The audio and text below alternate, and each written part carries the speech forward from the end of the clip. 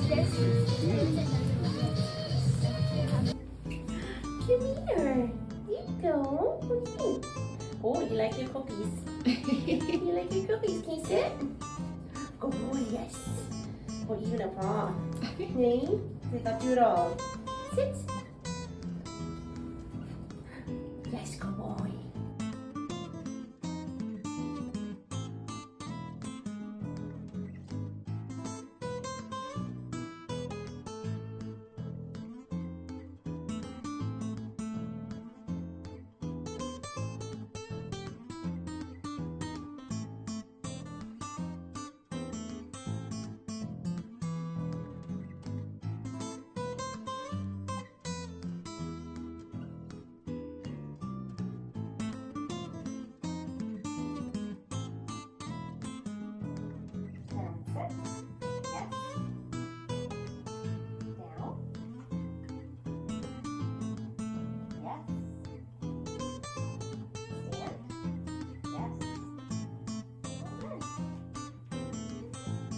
Sit. Yes. Down.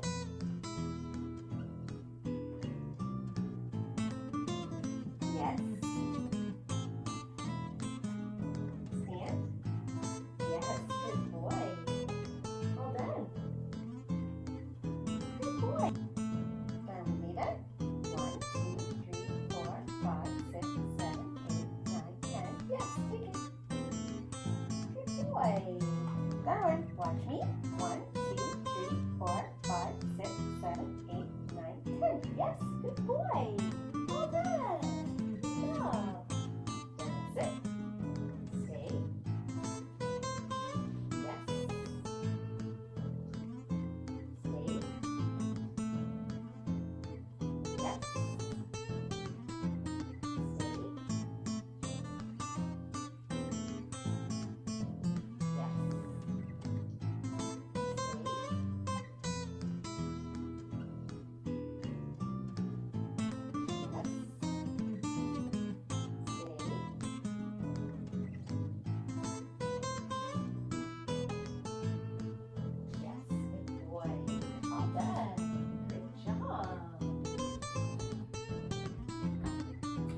Good boy.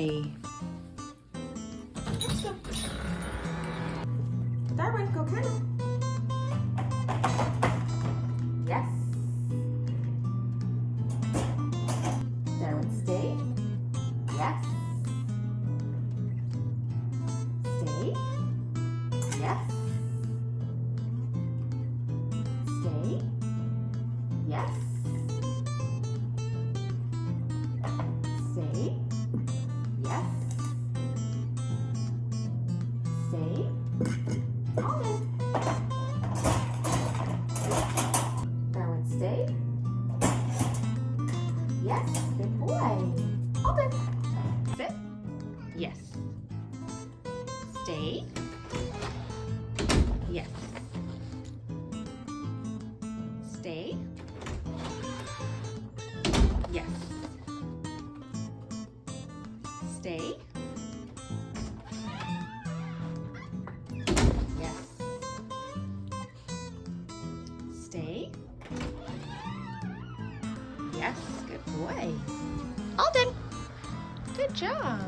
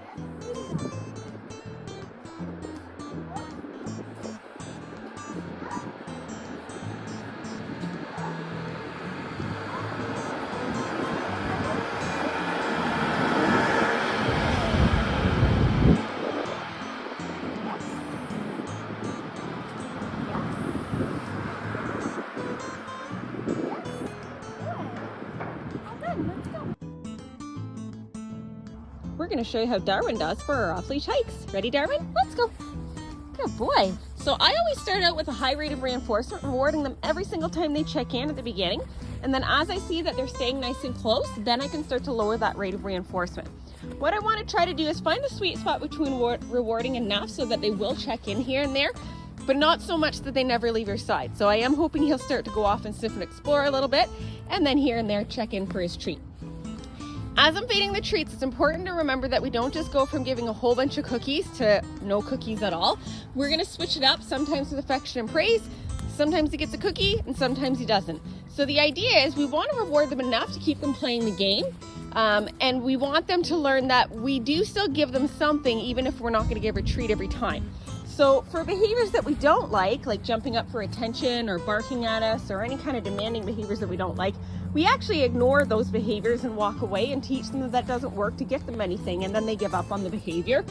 But if we start failing to reward good behaviors that we like just because we're trying to fade the treats, we'll lose those behaviors in the same way. So we have to acknowledge the behavior and let them know with some other kind of reinforcement. So it could be verbal praise, it could be affection, it could be throwing a stick or a ball or something else, just to let them know that that behavior is still valuable and we want them to keep offering it. Out here, I'm mostly just using kibble for Darwin. We've had lots and lots of practice in this environment, so it's easy for him to check in and make the choice to work with me. But anytime you go somewhere new or there's more exciting sights and smells and distractions, you'll need to switch it up with some higher value treats. So things like chicken, hot dog, chopped up steak, liver, cheese. The idea is you want your best value treat to trump anything they're finding in the environment so that whenever you ask them to do something, they happily do it, expecting to get the best outcome from us. As I'm building up this reinforcement history that all the best stuff comes from us, it's important to let your dog drag a long line to prevent them from running off and self-rewarding in the environment. So what I mean by that is if I go somewhere new and he runs off chasing birds and squirrels, that's what he's going to learn is reinforcing in that environment. So that's what he's going to do every time he gets to that environment. If we start out with a long line to prevent them from running off and self-rewarding in that environment, while we jackpot him for good leave-its and recalls and checking in lots, then he's learning what's reinforcing and what he's supposed to do in that environment. So anytime it seems like they're not listening well, we'll have to go back to using that long line to set them up for success, and then we can fade that line as we get success. Now keep in mind, he is still a very young puppy. He's gonna go through lots of stages where he's testing rules. Anytime it seems like he's testing the rules and seeing what he can get away with, that would be a good time to make sure we've got that long line on him, just to make sure that we keep him safe and we set him up to make the right choices. I've hidden on Darwin. We're going to do an out-of-sight recall. Darwin, come! Good boy! Yes, good boy! All done, go play. So it's not just about food, it's also about coming out and playing fun games with your dog so that you're really fun and exciting to work with. One of the games that we play lots of is hide and go seek. We hide on them. We call them, get really excited when they come and give them a good treat, and then tell them to go play.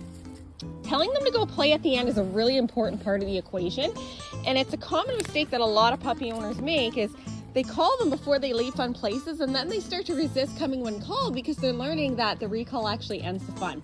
So what we need to do is add our recall in throughout the game lots where we can send them to go play, so they're learning it's just part of the game and it does not end the fun.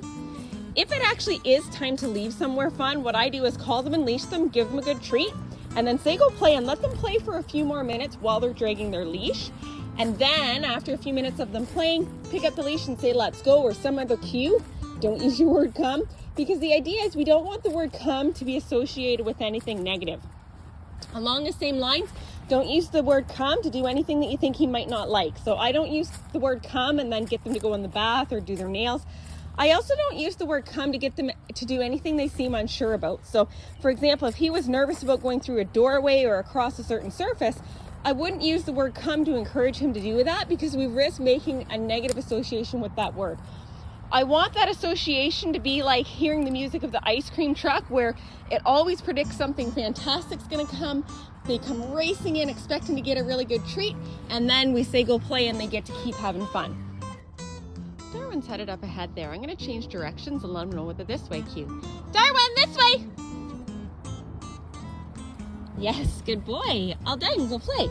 So realistically, the reward for this way doesn't always have to be a food reward. It really is just a cue to follow and change directions. And going and having fun in a different direction could be the reinforcement for the this way cue. But if they turn on a dime and come racing in like he just did, I do like to give a food reward to encourage a nice fast response like that in the future. Good boy, all done, go play.